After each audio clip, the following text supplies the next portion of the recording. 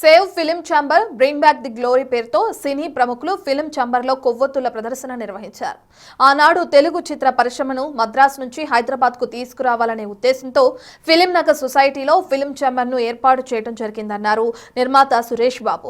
ఇప్పుడు ఈ స్పేస్ పూర్తిగా చిత్ర పరిశ్రమల అవసరాల కోసమే ఉపయోగపడాలన్నారు. ఫిలిం ఛాంబర్ బిల్డింగ్ కట్టి 40 ఏళ్లు అయిందన్నారు నిర్మాత Muralimohan.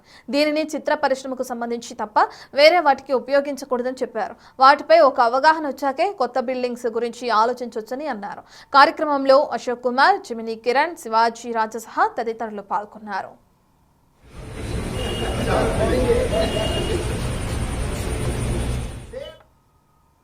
The intention is if there is a new building, ee building badal kotta building kartunte aa building should predominantly have film industry and media related activities. Our capability industry lo chaala mandiki undi.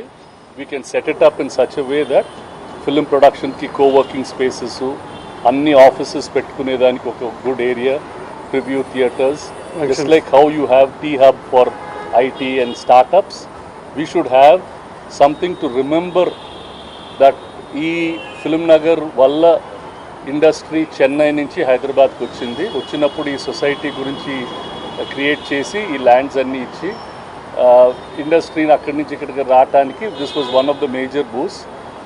అలానే now we should keep this as history on the value of film Nagar, the value of film industry, the value that film industry has brought to Hyderabad city.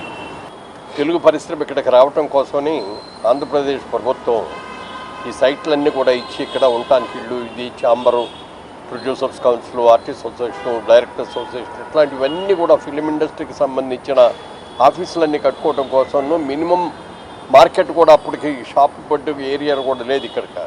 అందుకని వీటికి అన్నిటికీ పనికి వచ్చేటట్టుగా ఈ స్థలం ఇచ్చారు. ఈ బిల్డింగ్ని కట్టి దాదాపుగా 40 ఏళ్ళు అవుతుంది. 40 ఏళ్ళు అయినా ఇప్పుడే పాత బిల్డింగ్గానే ఉంది. అలా కాకుండా దీన్ని మోడర్న్గా పార్కింగ్ అవన్నీ కూడా చేస్తాం -LRs నోట్లోను.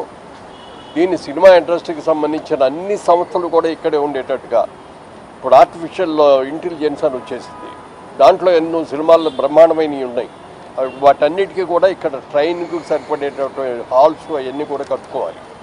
అందుకని దీన్ని ఎవరికో డెవలప్మెంట్కి ఇచ్చేసి అందులో 3/4 షేరు వాళ్ళకి వెళ్ళిపోయి మనకేమీ లేకుండా 25% ఉండకూడదు.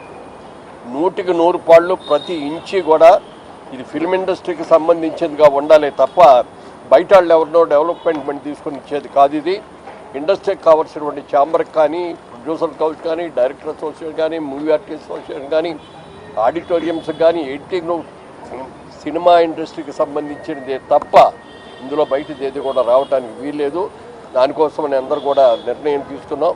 ఈ నిర్ణయం ప్రకారం దీని అందరూ కూడా ఒక అవగాహనకు వచ్చిన తర్వాత అప్పుడు నిర్ణయం తీసుకొని ప్లానింగ్ అన్ని కూడా చేసి ఈ ప్లానింగ్లో ఎవరికెంత కావాలి, ఎవరెంత పే చేస్తారు అనేది కూడా చూసుకొని దాన్ని బట్టి ఇండస్ట్రీకి సంబంధించిన వాటికే దీన్ని ఉపయోగించాలి.